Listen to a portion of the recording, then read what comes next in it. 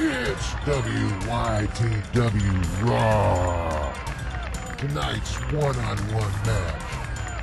Hailing from the city of Capernaum in Galilee, Peter the Fishmonger.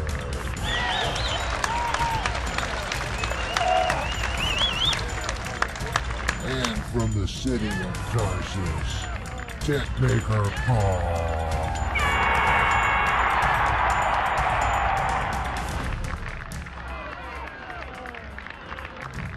Alright, Baldo, you've been asking for this and now you're gonna get it. Oh, I'm about to get it, am I? What is it? A collection of breadcrumbs from your beard? Why, you little... Whoa, whoa, whoa, hold on a second. What's going on here? I thought you two were tag team partners. Well, normally we are, but I had to issue this unsophisticated yahoo a public correction. Now he's steamed about it. Steamed about it? You bet I am. You called me down in front of the whole church and made me ashamed. Oh, guys, let's try to figure out what this is all about, okay?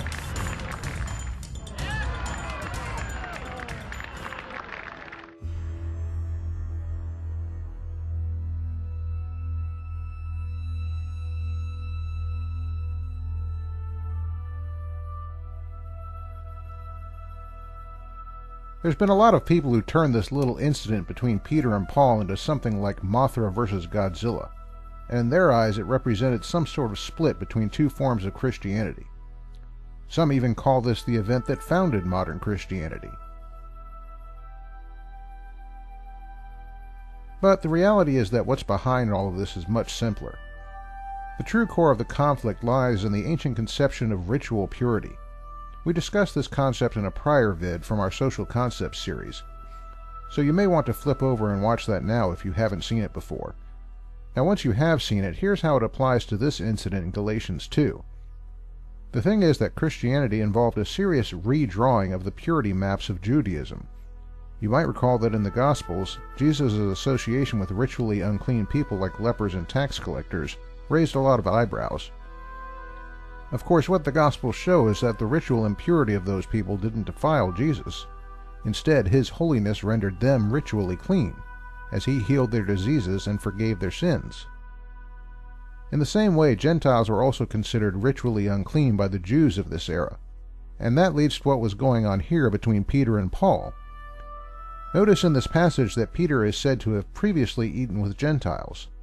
What has now happened is that certain men from James witnessed this alleged violation of what would have been, in Jewish eyes, a purity taboo. After the visit from these men from James, Peter led others down the same road, and since as a leader he was supposed to set an example, other Jewish Christians also began to stop eating with Gentile Christians. In light of that, Paul's accusation is that Peter and the others did not walk according to the truth of the gospel. Jesus himself purified sinners and rendered them ritually clean.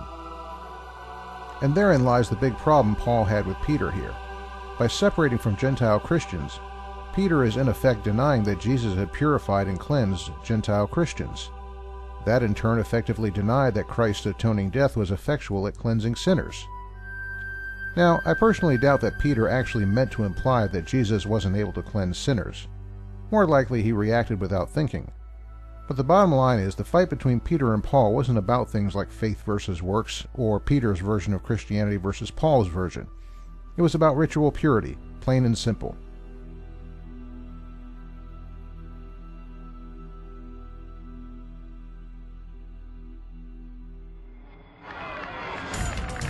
So you see, guys, this is no reason for you two to be fighting.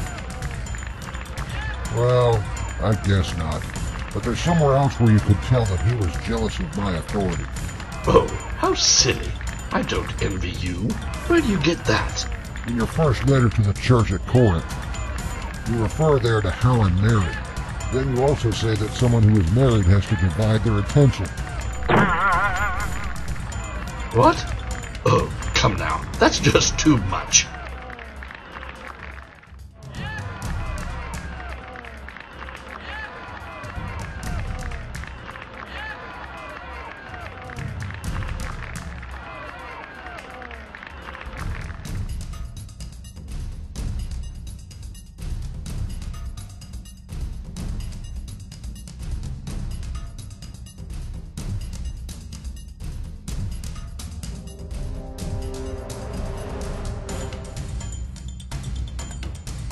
Okay, you two, now how's about you shake hands and make up?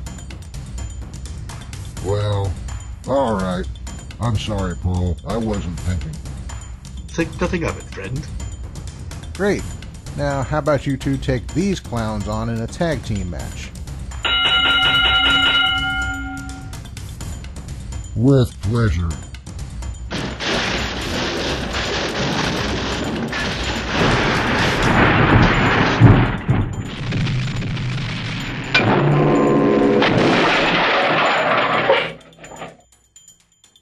It's nice to see them working together again.